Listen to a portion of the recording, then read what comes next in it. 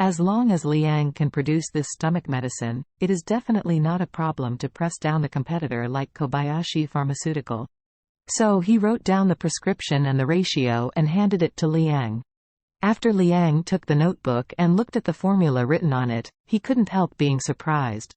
Liang has also studied some traditional medicine and tried to discover ancient Chinese prescriptions, so he has some understanding of the prescriptions. However, looking at Charlie's formula, it seems that many medicinal materials have nothing to do with the treatment of stomach diseases, so it still feels a little suspenseful. The prescription Charlie took out was the prescription in the 9 Profound Sky Classics. The 9 Profound Sky Classics was originally a sacred book. The prescriptions that can be recorded here are absolutely awesome, and most people can see them and understand. It's really weird. However, although Liang couldn't understand this prescription, where exactly was the god, he didn't dare to doubt Charlie in his heart. Liang put a lot of emphasis on the prescription, ready to go back to arrange the production first, and try the effect of the medicine. He settled the contract with Paul and left from Ways Pharmaceutical, which is now JX Pharmaceutical. Paul is full of respect for Charlie beside him. He thinks Charlie is too unpredictable. Take any prescription, and others are willing to give him the entire group. May I ask, who else in the world can have such an ability? No wonder, all the people in Orus Hill who have a face and respect him. He is Mr. Wade for a reason. Moreover, when they mentioned Mr. Wade, they would give an evaluation. A true dragon in the world. On the way back, Charlie asked Paul, "By the way, what has Aunt been up to these days?"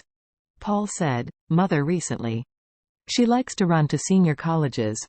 An old friend of hers invited her to go there and be a visiting professor at senior colleges, specializing in general education for senior citizens." "Oh," Charlie said in surprise, "then Aunt is professor now?" Paul smiled and said, "It's not a professor. The senior university itself is not a university in the true sense. It is just an interest training class for the elderly. Although my mother teaches there, she is also a student there, learning calligraphy and traditional Chinese painting from others, so she is very busy every day." After that, Paul asked curiously, "What has Uncle Wilson been up to lately?" "My mother often talks about him, but she always seems to stop talking."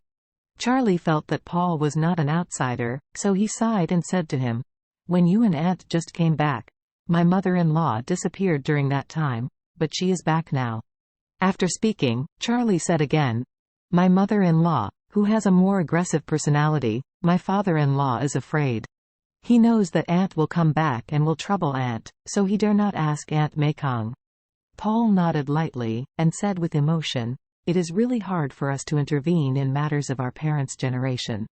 At this time, Charlie's phone rang suddenly, and it turned out to be Warnya, who hadn't seen him for many days. He answered the phone and smiled and asked, "Miss Song, what are you up to lately?" Warnya smiled and said, "I'm just busy. I'm sure you are not busy." After speaking, she asked curiously, "Mr. Wade, do you have time for the night after tomorrow?" Charlie thought for a while and said, "It seems there is nothing wrong. What's wrong?" Warnya smiled and said, "It's nothing. I just want to invite you to have a meal at home, just because Grandpa kept talking about you." Charlie smiled and said, "Okay. Then I'll come to the house the night after tomorrow and talk." Warnya said happily, "Great, Mr. Wade, is it okay at 7 p.m. the next day?" "It is. See you then." "Okay, see you then." Hanging up Warnya's phone, Paul on the side smiled and asked, "Mr. Wade, was Miss Song calling you?" Charlie knew that he knew Warnya, so he didn't hide it. He nodded and said, "That's right." Paul smiled, "Miss Song called you for her birthday party, right?" "Birthday party?" Charlie said surprised. "Miss Song didn't tell me on the phone just now. She said I would go to her house for dinner the next night." Paul smiled profoundly and said, "It is estimated that Miss Song didn't want you to spend money on preparing gifts for her, so that's why she told you that." When she told me, she said directly about the birthday party. Charlie couldn't help being a little surprised. Why should she hide her birthday? It won't look pretty even when it comes to the past empty-handed. Is it really like Paul said? Does she want him to not spend money? Charlie thought for a while, and thought it was really possible. Warnya always felt that she owed him favor because he had helped her break through the trapped dragon formation before and confiscated the money.